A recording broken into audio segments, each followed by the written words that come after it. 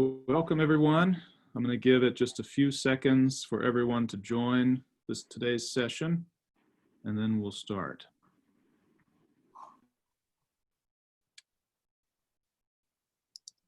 Wait just another 5 to 10 seconds.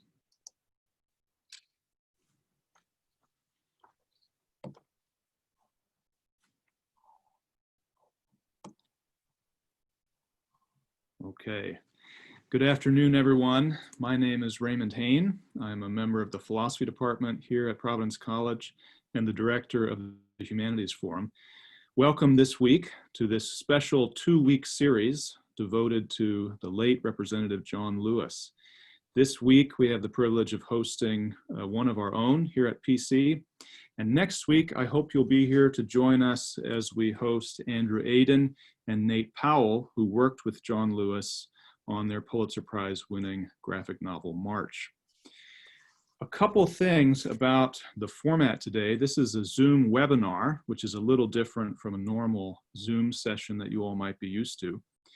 We will be recording today, and the recording will be posted to our website within a few days, no later than early next week. And we are including some discussants today, some student contributors to the session today. And so our question period is a little different, and I'll let Dr. Breen talk about that in a moment. It's now my pleasure to introduce our host for this afternoon's session. Dr. Patrick Breen is Associate Professor of History here at Providence College. A scholar of American history, his concentrations include African American history, the American South, and slavery. His book, The Land Shall Be Deluged in Blood, A New History of the Nat Turner Revolt, was published in 2015 by Oxford University Press. I'm also pleased to say that Dr. Breen has been an important inspiration for the work of the Humanities Forum since its founding 5 years ago. He is a great friend, one of the most thoughtful academics I know, and a crucial part of our common intellectual life here at Providence College. It's an honor and a pleasure to have him present today for the forum on March and the legacy of John Lewis. Dr. Breen. Thank you, Raymond, for that great introduction. It's my pleasure to be here, and it's really a special, special moment. Before I begin, let me just say thank you for coming to this. Obviously, it looks like we're in for another week of being under isolation and restricted and not in class and doing Zoom. So I really, as a teacher, as a neighbor, I know this isn't easy. It isn't easy on ourselves, our families. We really appreciate what you guys are doing in for us. If you need to check in with someone, do. This is a really hard time. Reach out to people, talk to people, because it is isolating, being isolated. I also want to thank especially Jade Roman and Katie Burdick, who are joining us today. Today we're going to try to have a somewhat interactive talk on the life of John Lewis, and they kindly volunteered to step up and try to be the audience in the participation. I do want you guys who are out there to feel free to do questions. Today, I'm not really the person that's going to be answering the questions. I'm going to give an outline of John Lewis's life and sort of use March, the book that we're going to be talking about next week, as a way of getting to it. But I do want you guys to send questions that I can ask Andrew Aden, who was a former staffer with John Lewis, and Nate Powell, the illustrator who drew the graphic autobiography. So feel free to ask questions to us, but also this entire week, if you think about anything, if you go read some more on John Lewis, feel free to come up with questions, because we want to be able to ask these people who knew John Lewis about the man and his legacy. All right, so my goals for today are a couple. I really don't assume that you guys know who John Lewis is. I know some of you do, and that's great, but I just want to introduce this icon of the civil rights movement to you.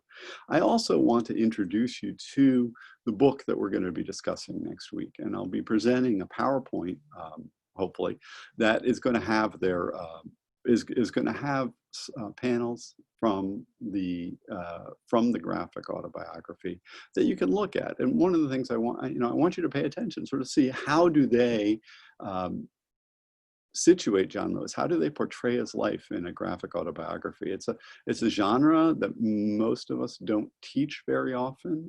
Occasionally we do. Mouse gets taught in Western Civ some, but by and large, graphic novels, graphic autobiographies are not the ways academic historians work, although I think there's more interest in the field in it than there was 10 or 15 years ago. But I want you to think about it. What's good about this? What's bad about this? What questions do I have about this? So pay attention to the slides. Look at it. See if you like it. See if you don't like it. It's an interesting way to think about how we portray history. The other thing I want to do is I want to think about John Lewis's legacy. And to start on that, I want to start with a clip. And now I'm going to have to do some Zoom sharing, so hopefully this will work. I want to start with a clip from John Lewis's funeral. John Lewis died on July 17th, 2020. We came up with the idea for this program after he died, after COVID came in and wiped out our on-campus programming for the fall. We said, you know what? Let's do this. It seems appropriate in the era of Black Lives Matter and all the issues that we're facing and looking at, to go look at this lion of the civil rights movement and his legacy. July 30th, 2020, the funeral, they had the funeral of John Lewis, and Barack Obama spoke at it.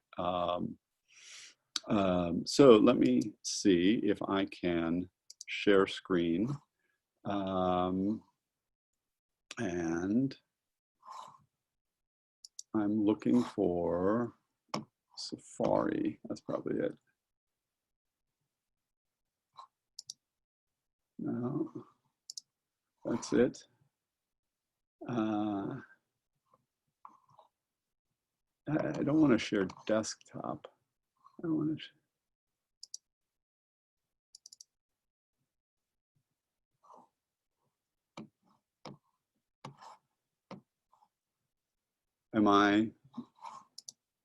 Are you guys seeing the picture of Barack Obama?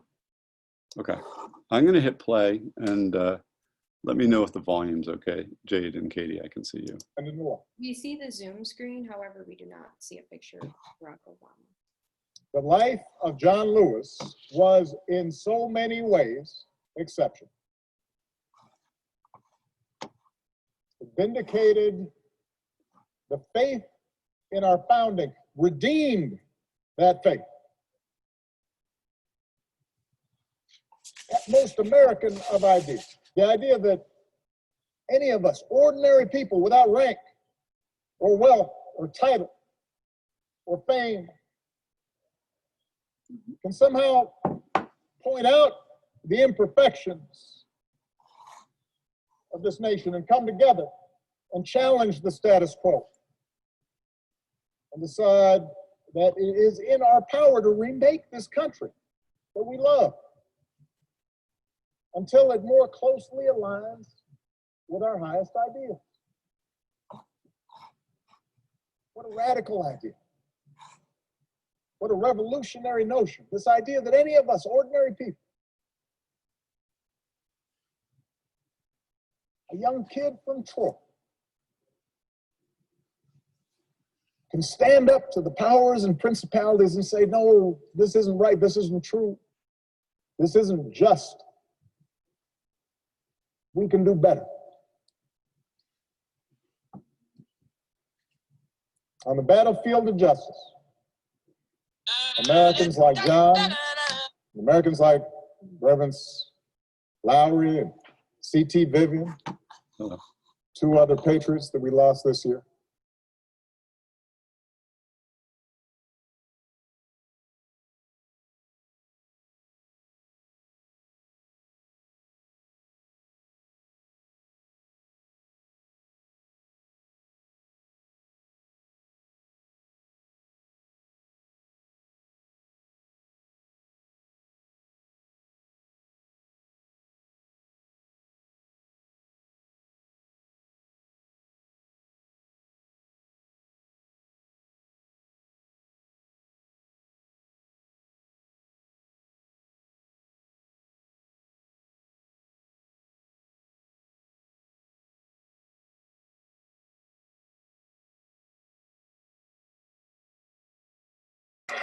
by John Lewis's.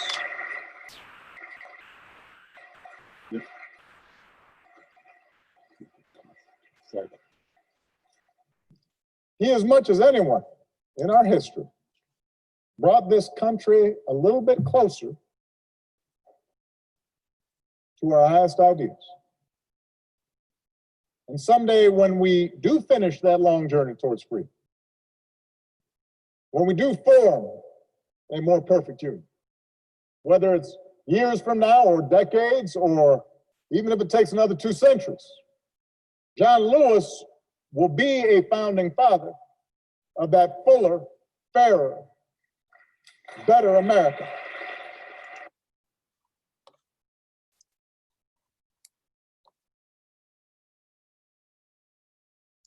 John Lewis will be a founding father. What does that mean? What does that mean? I wanna get to that. Now, let me see. Is this being shared now? Jade and Katie? Okay, thank you. Okay, so this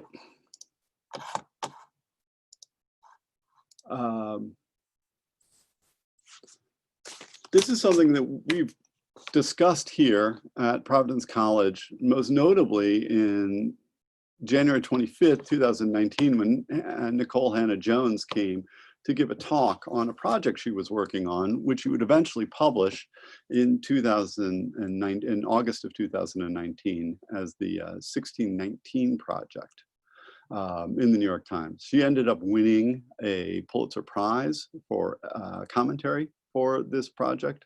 And in this project, she asked in those terms, how should we think of our founding fathers? Who should we think of as the founding fathers of this nation? And she asked the Black Americans, as much as those men cast in alabaster in the nation's capital, are this nation's true founding fathers. Here we are. Who are the founding fathers of America? And what does it mean? What does it mean? And I'm going to ask, because I can't ask everyone who's here, I'm going to just ask Jade and Katie if they can tell me, what would it mean if if we started thinking of John Lewis as a founding father to you? I can speak. So I think the idea of people like John Lewis and other civil rights activists being a founding father attests to civil rights activists actually living up to those American ideals. Oftentimes when we think about freedom and justice and we think about our roots as a nation, it's kind of contradictory in reality and in history. So when you think about Black Americans that actually fought for equity, for justice, for equality for fellow Americans, I think that attests more to actually being essentially American. Katie, do you have anything to add? Jade, that was said so beautifully. I think most people think that the founding fathers are in a specific time period back in the 1700s. And I think that by adding John Lewis and other Black Americans, it kind of extends that America is still being founded. It doesn't just happen when the Constitution is written, when we declare our independence from Britain. It's an ongoing process that many people have contributed to, not just a set of white men that wrote up a document.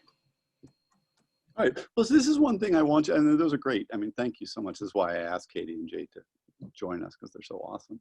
But this is one thing I want you to think about as you look at this, at the story of this man, told in a graphic novel. What does it mean if he's going to be a founding father? What does it mean for us? What does it mean for our society if we are going to change how we think of the founding fathers? And it's not just going to be Thomas Jefferson and George Washington, but it's going to include John Lewis. And I think there's an ambiguity too in Nicole Hannah-Jones's question, and that Barack Obama picks up on, which is, are we thinking of him as an addition to the founding fathers? Or are we thinking of John Lewis and people who are these great freedom fighters as replacing the founding fathers? And I think that there's an ambiguity there, and I think you want to think about that, because I think it's a fair question. Are we replacing George Washington and Abraham Lincoln with these people, or are we adding them to the pantheon? And it's something to think about. And it also is going to influence how we think about the founding fathers going forward. So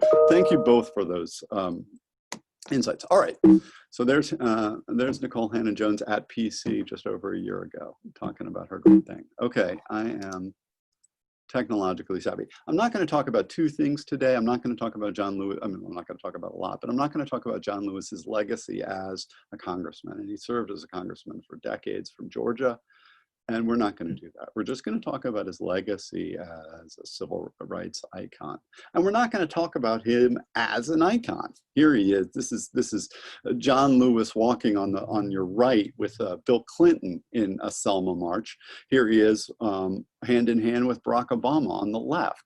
It's something that he's going to do. He lived so long. He was the last surviving person who spoke at the March for Washington in 1963. He's this guy who lived forever.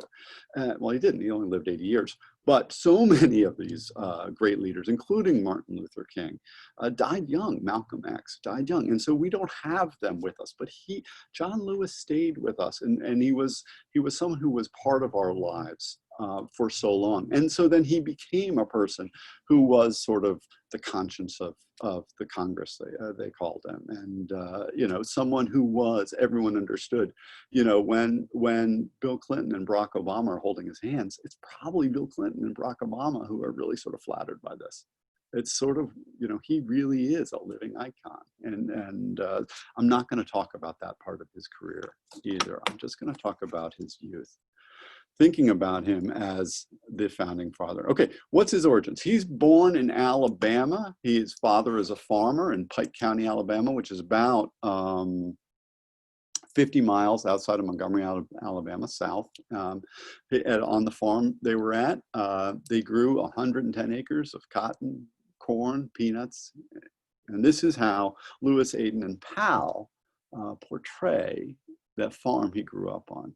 His father bought the farm for $300 back in 1940. And so one of the things we often think of is about the poverty of the South, and blacks in the South are poor. But that doesn't mean that some weren't more independent. And John Lewis's family was more independent in that they did own their own land, even if it was a relatively not a incredibly rich family. It was certainly a family that was able to provide for itself and was not in any sort of ongoing debt. The key to his youth, at least as he tells the story, and I want you guys to think of this, you know, when we talk about our founding fathers, they have the stories. Like, Katie, what's the story of George Washington's youth that we all know? The cherry tree. Absolutely, we got to have those stories. And John Lewis has been developing one of these stories too. His story goes back to his religiosity. When he was a young man, he was very religious, and he lived on a farm, and his job was taking care of the chickens. Jade's already skeptical. Like, really? Okay. Well, he did. And I gotta somehow get onto this. And so there he is on the farm, reading his Bible, and really being struck by it. What did he do? Well, he preached to my chickens just about every night. And there he is, reading the Beatitudes to his chickens. Okay. This is an interesting, this is different. But this humanizes him in the way the cherry tree humanizes George Washington, I think. Okay.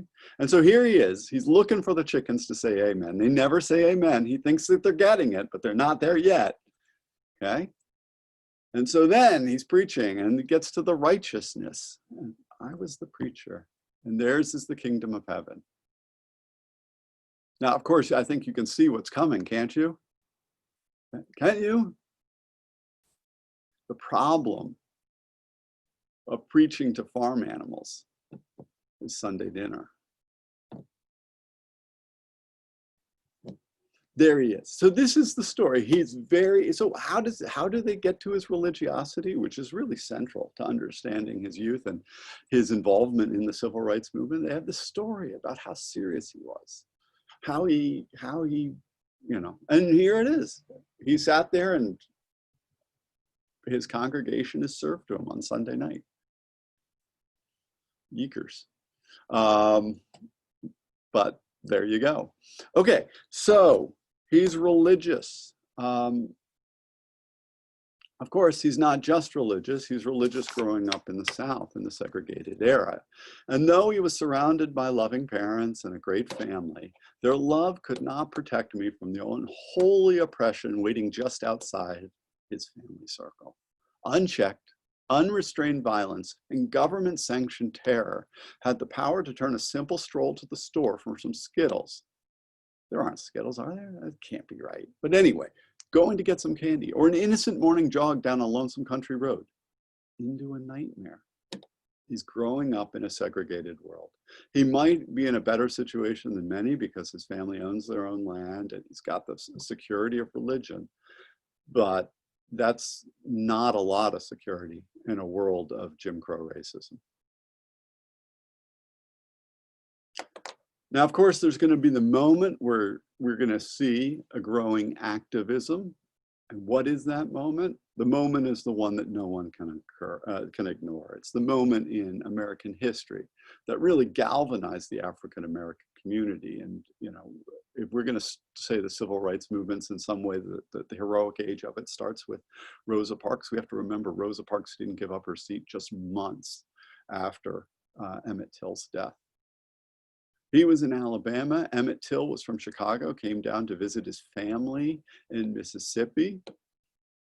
The story is, and it varies, he whistled at a young white woman who was tending the store as he left to show off to his cousins and his friends.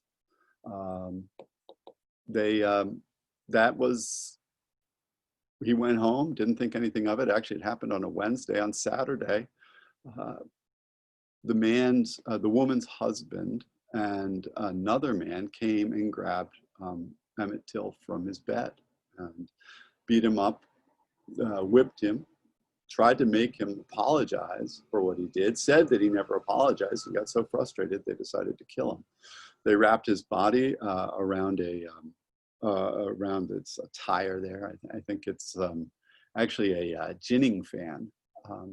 And threw him into a river. His body was found a couple days later, decomposing, and the picture showed up in the black newspapers when Mame Till, Emmett Till's mom, had an open casket funeral.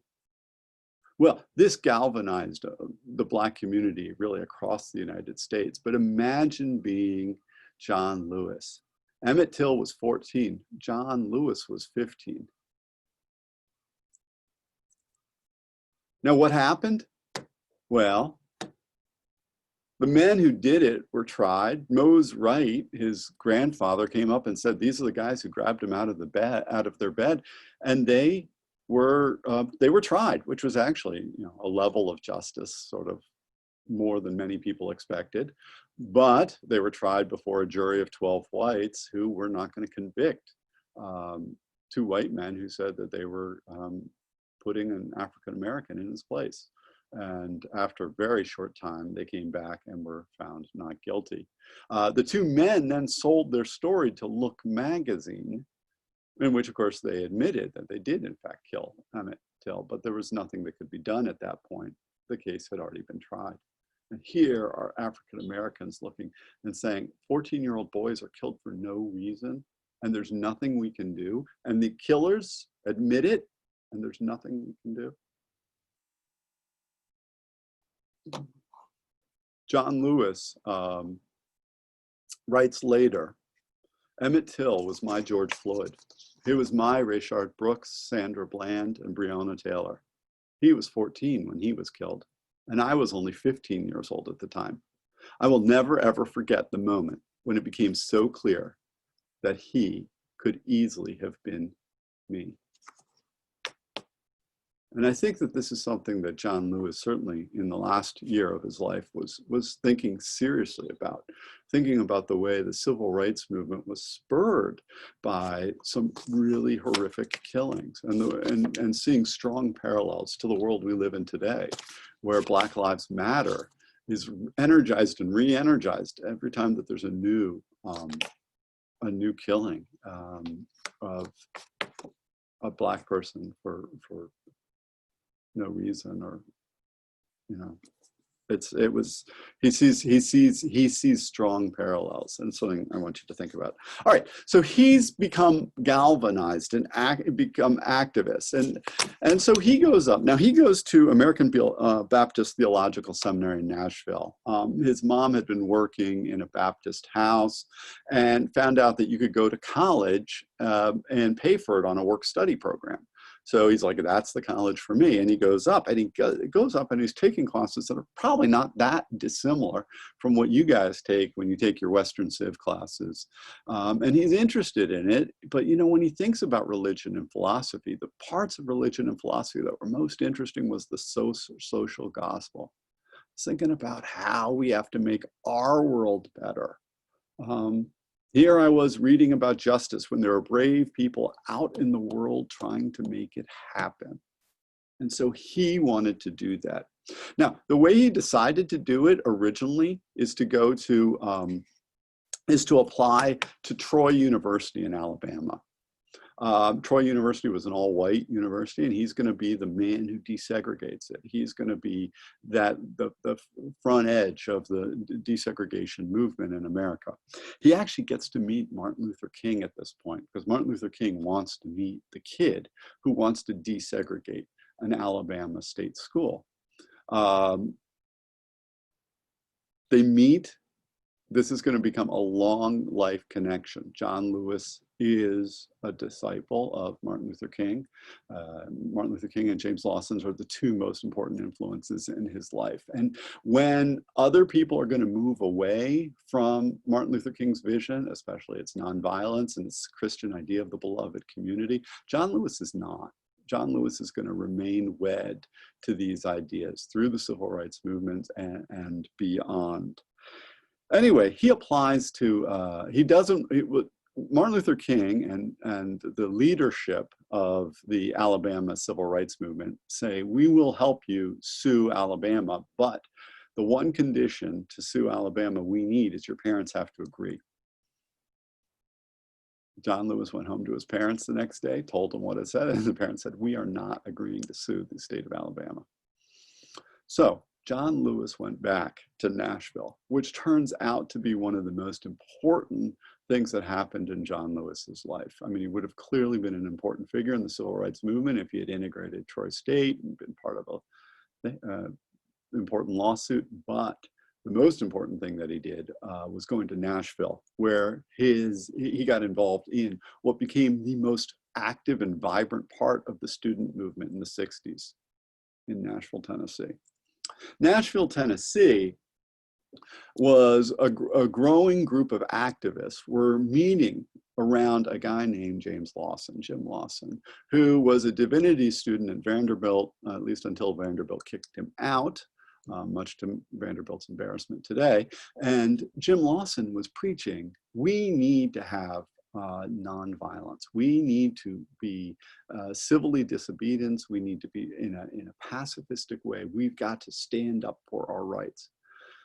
He's going to galvanize the young people of Nashville and many of the leaders of the civil rights movement, Diane Nash in this slide here, John Lewis, Marion Barry, a ton of people, James Bevel, Bernard Lafayette, a lot of the people that if you get into the civil rights movement are really prominent figures in the civil rights movement are going to come out of the Nashville movement.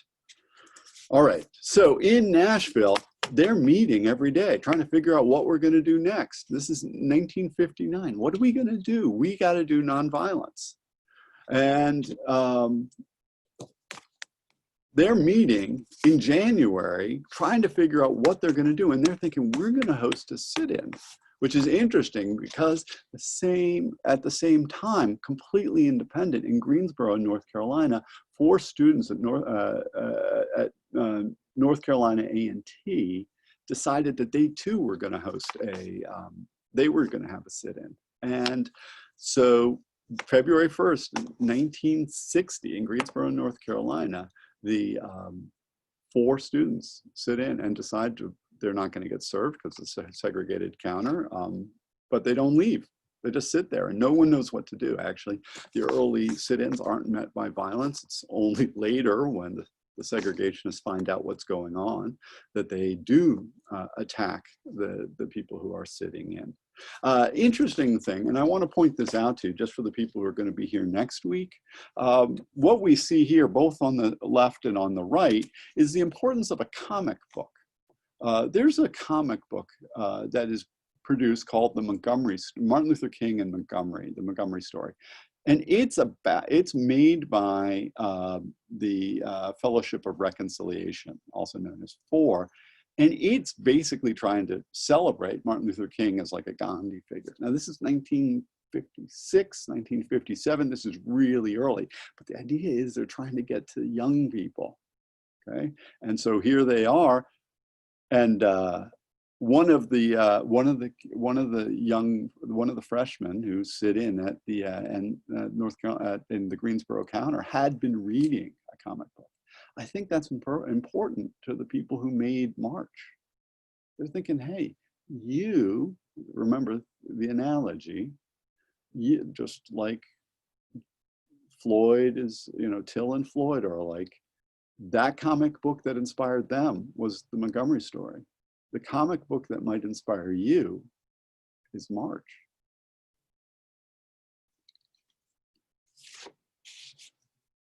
Okay, so what happens? Well, I put this picture up because this is a famous picture. These are the 4 guys sitting in Greensboro, North Carolina.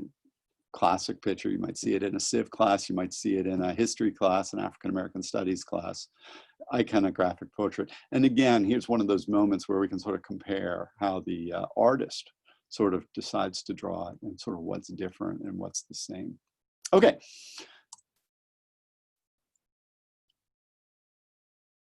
Well, what happens with this? The sit-ins in Nashville are incredibly successful. They sit in, they get themselves arrested.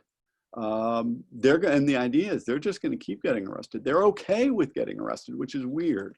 It's sort of hard because most African Americans a generation older really try not to get arrested because jail was a very bad place to be in. If you're an African American in the South, that's not where you wanted to be. But these guys weren't afraid to go to the jail. They weren't afraid to fill the jails. And here we have John Lewis reflecting on the first time he gets arrested as part of the Nashville sit-ins in February of 1961. Of course, he sees this as the first of many. And I think that this is one of the things you want to think about too. If every founding father has their sort of origin stories that humanizes them like the chickens, how do they relate to power? Founding fathers tend to be powerful people, and John Lewis is going to be a powerful person. But he sees himself as someone who's supposed to get arrested, and he's proud of his arrest. What is that saying to you? I don't know. All right. The national movement is successful. The sit-in movements are incredibly successful. And this is going to lead to John Lewis and the Nashville group emerging as important figures in the civil rights movement. And so now I want to take you through 3 more parts of the civil rights movement. We've talked about the sit-ins, and John Lewis is clearly a prominent figure in the sit-in movement in Nashville. And then we're going to talk about the freedom rides.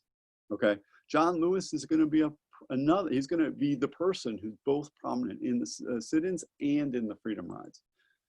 CORE is going to decide in 1961 that the laws that said, the interstate commerce laws that said segregation was illegal should be real. And so what they wanted to do was take a bus or 2 buses from Washington, D.C. to New Orleans, where they were going to show, they were going to have an integrated bus, whites and blacks together, and the whites would go to the black sitting rooms and the bathrooms, and the blacks would go to the white washrooms, and they would desegregate the South. They just wanted to show that it could happen. And so CORE calls for volunteers, and John Lewis immediately signs up. He says, this is exactly what I'm signing up for. This is what I want to be a part of. Well, he's one of the ones who's chosen. And so May of 1961, they meet up in DC and they start their tour. They immediately go down to Fredericksburg and Richmond and run into no problems at all.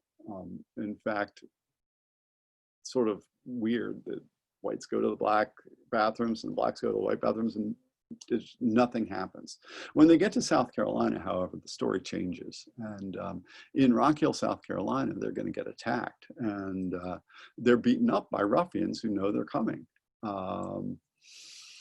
John Lewis is injured in these attacks, and the night he ends up at a junior college, spending the night in a dorm, he receives a telegram from a Quaker organization that wants to interview him for a fellowship to go study nonviolence and pacifism in India for 2 years.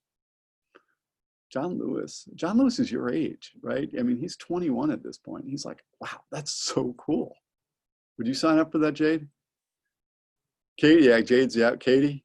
Katie's smiling. Yeah, 2 years in India, that sounds sort of cool. And he's excited too. So he decides to leave the Freedom Rides because he's got to go to Philadelphia and interview for this position in India. So he leaves. Of course, his bus continues on, and in Anston, Alabama, his bus is targeted, and this is the bus that he was scheduled to be on.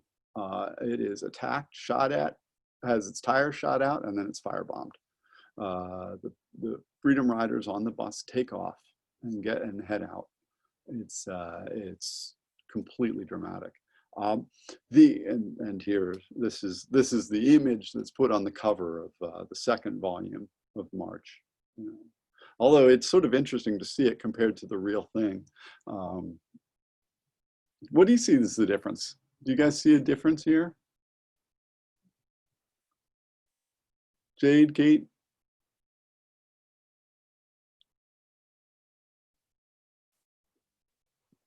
I would say in the right image, the fire is very alive. It's dramatized versus in the left picture, the fire is kind of smoldering down.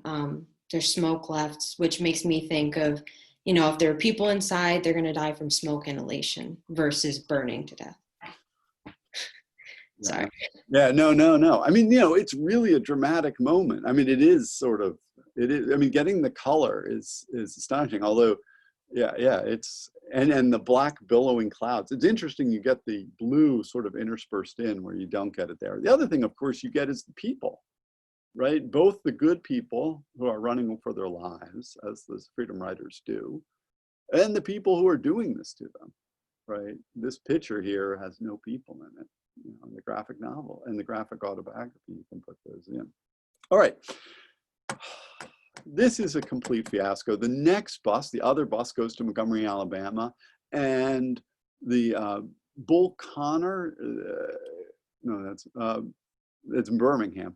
In Birmingham, Bull Connor's pulled the cops out of the bus stop, and they are going to and the bus is going to be greeted by the Ku Klux Klan.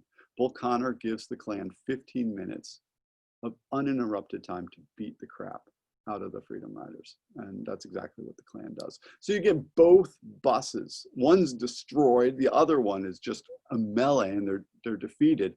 And it looks like the Corps' program of going from Boston, New York, Washington to New Orleans isn't going to work. It's just not going to work. At this point, John Lewis hears about it.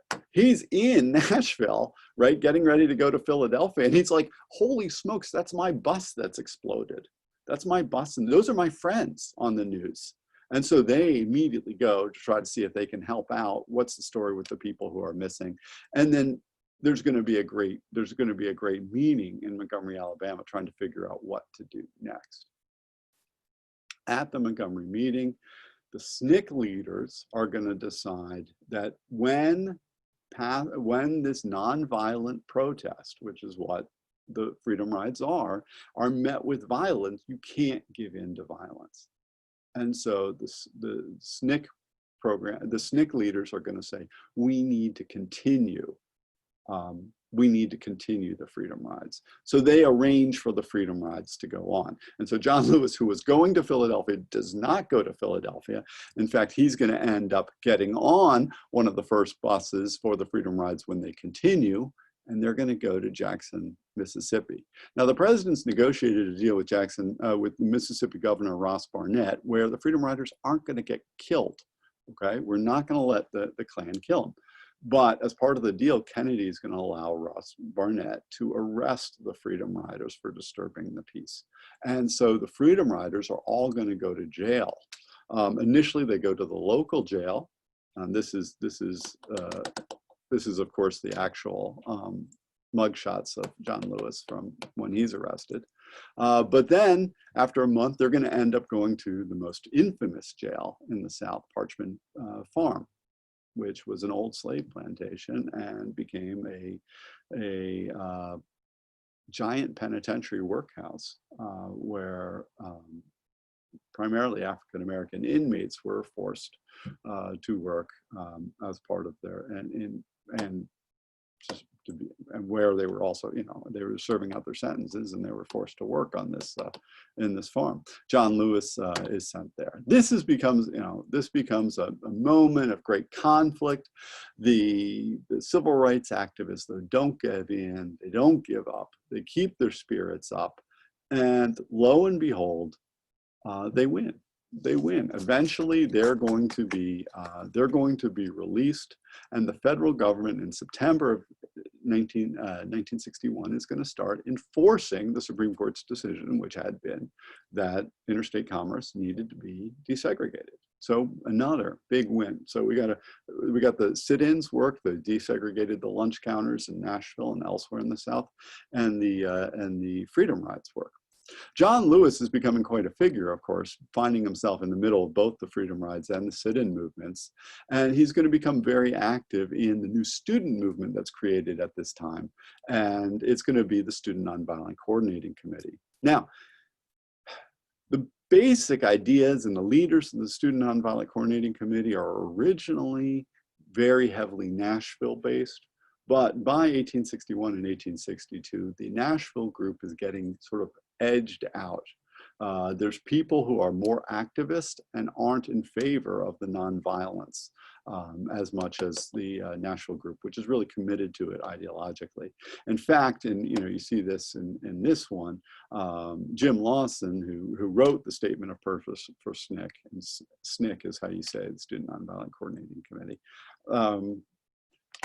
He gets basically put out of SNCC. He's not allowed to address SNCC, but the compromise is John Lewis, his disciple, is going to be put on the executive committee. Well, 1962 happens, 1963, we're going to see, a ton of stuff happening. We're going to see Birmingham campaign. We're going to see a lot of murders. 2 days after, I'm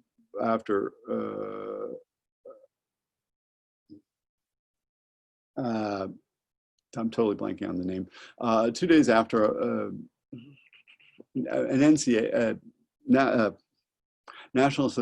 NAACP leader, Medgar Evers, is killed in Mississippi, John Lewis gets called to an emergency meeting of the Student Nonviolent Coordinating Committee leadership, where Chuck McAdoo was resigning.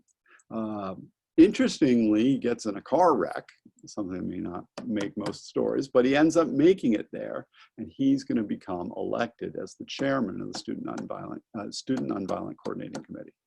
And it's in that position that he's going to end up making his famous speech on Washington, his address in the March on Washington. Now, if I can do the technology better this time, hopefully, you guys will indulge me. I'm looking for this. I'm going to try to show you a little piece on, I'm going to stop share, and I'm going to share a little. And we all had to prepare a speech. I was very young, 23 years old, with all of my hair and a few pounds lighter. I have the pleasure to present to this. When April Randolph said, I now present to you young John Lewis, the national chairman of the Student Nonviolent Coordinating Committee. Brother John Lewis. Look to my right, I saw hundreds and hundreds of young people who have been involved during the early days. Looked straight ahead, I saw this sea of humanity. Then I looked to the left, I saw young black men and young white men up in the trees trying to get a better view. And then I said to myself, but this is it. And I looked straight ahead again. And something said to me, go for it. And I opened my mouth and I started speaking. We march today for jobs and freedom. But we have nothing to be proud of. Hundreds and thousands of our brothers are not here. But they're receiving starvation wages or no wages at all. Those who have said be patient and wait, we must say that we cannot be patient. We do not want our freedom gradually, but we want to be free now.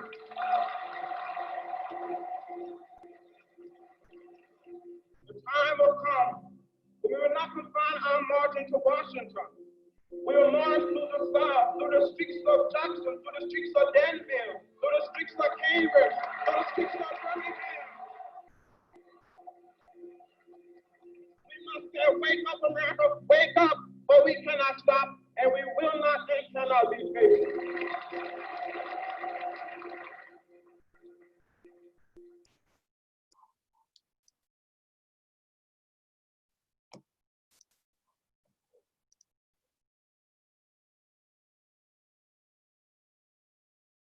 Where's my PowerPoint? There it is. Okay, so John Lewis gives really the most radical speech at the March for Washington. In fact, there's a little backstory there that many may not know. The Archbishop of Washington, D.C., was going to give the blessing at the March for Washington, and he heard some of the rhetoric that John Lewis was talking. He was talking about revolution. He was talking about the masses, and he was like, "I don't want to be part of this." And so there was a lot of negotiations to try to get John Lewis to tone it down a little bit, so that it wouldn't ruin the day. This becomes this moment of conflict where John Lewis ends up running a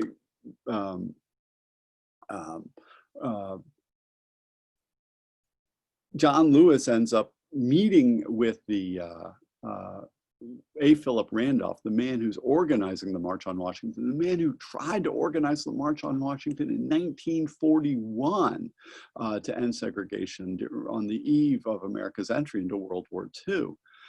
John Lewis A. Philip Randolph comes up and basically says, I've been working for this for 20 years. Please don't ruin it. And so John Lewis basically agrees and says, that's fine. He couldn't tone it down a little bit, but he doesn't feel like he's toned it down too much. He said, we will not be patient.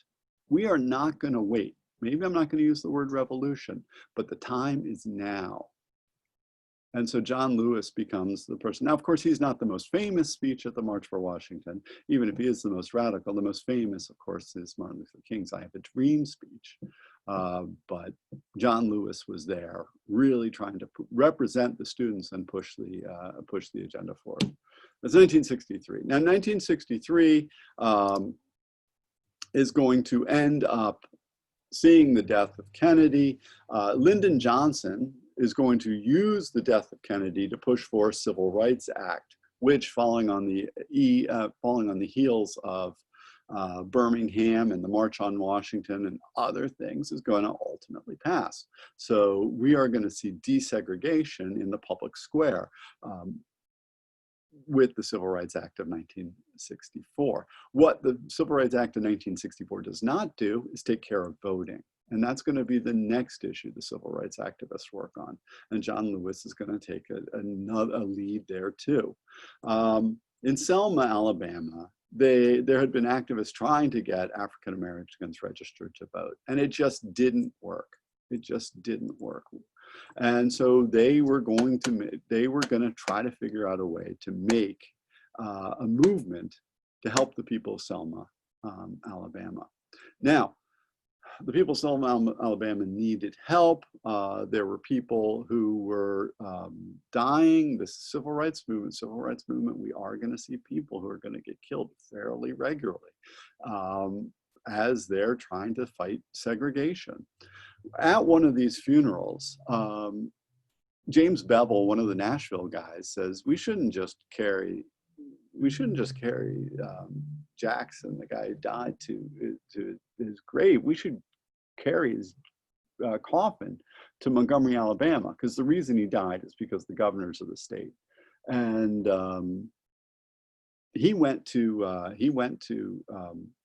they said, you know what, that's a great idea. And so they decided from that to have, after Jimmy Lee Jackson died, they decided that they were going to have a march from Selma to Montgomery petitioning for the right to vote.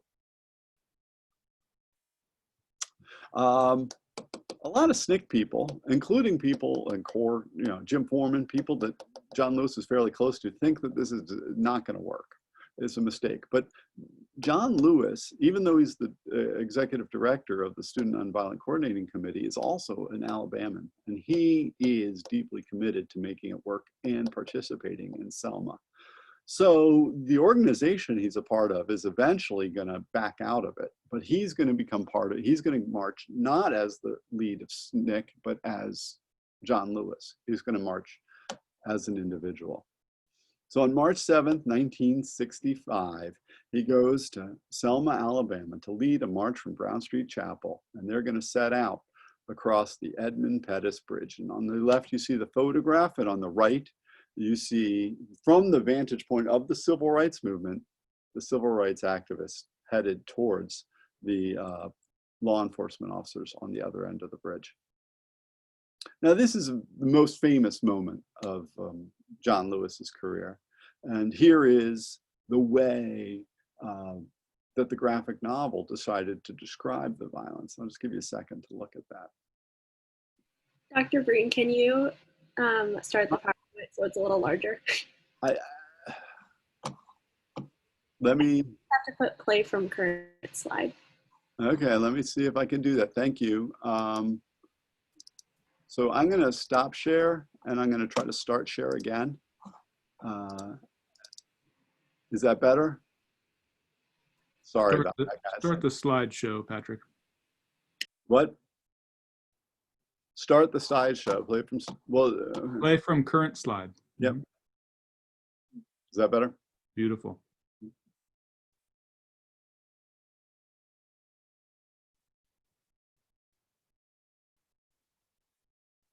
Now, this, of course, is something that we've seen represented in other ways. This is actually a photograph of John Lewis as one of the law enforcement officers is either, it looks like, just hit him with a baton on his head or is about to. John Lewis's skull is fractured in this melee. Here it is. He thinks he sees his death. But this was an incredibly successful moment in the sense that America saw this on TV and couldn't believe it was happening. People came to Alabama to get involved and to be part of the next march, which was going to happen as soon as they could organize. And in fact, it did. On March 22nd, they started the march where thousands of people marched from Selma to Montgomery. It took a long time. John Lewis, even with the fractured skull, ended up going with them. His doctors let him go and march during the day, and then each night he'd have to get driven back to the hospital because they wanted to make sure he wasn't going to have any more complications. But here it is, the march on Washington, the march to from Selma to Montgomery. Of course, the march is going to be a success, and it's going to be capped, of course, by action in Washington, not in Montgomery, where Lyndon Johnson is going to sign in August the Voting Rights Act, which is going to guarantee voting rights for African Americans in places where they had not had their rights protected federally. Okay, This is John Lewis's legacy, and instead of ending with sort of my take on it, and we're gonna talk more about it next week. John Lewis knew he was dying when he died, and here's John Lewis actually at the Black Lives Matter Plaza just days before his death. He went into the hospital the next day for treatment after this, but this is at the Black Lives Matter Plaza in Washington, D.C. He also did something unusual, which was he penned a letter to America that he had directed the New York Times to publish on the day of his funeral, which was July 30th of 2020. And I want to just tell you what he tells us as a way to finish. Democracy is not a state, he writes. It is an act, and each generation must do its part to help build what we call the beloved community, a nation and a world at peace with itself. You must study and learn the lessons of history. I sort of include this because I'm a historian. I like that. Because history is involved with the soul in this soul-wrenching existential struggle for a very long time. People on every continent have stood in your shoes through decades and centuries before you. When historians pick up their pens to write the story of the 21st century, let them say that it was your generation who laid down the heavy burdens of hate at last, and that peace finally triumphed over violence and aggression and war. So I say to you, walk with the wind, brothers and sisters, and let the spirit of peace and the power of everlasting love be your guide. All right, I really want to thank you guys for joining me for this little retrospective of John Lewis's life. I wanted you to see this, to meet John Lewis if you haven't met him before. I also wanted you to see how a graphic autobiography presents his life. Next week, his co-author and the illustrator will be here at the Humanities Forum. And now that you know about John Lewis, I hope you'll join us as we discuss how we portray, how we think about this man who Barack Obama has provocatively put up as one of our founding fathers.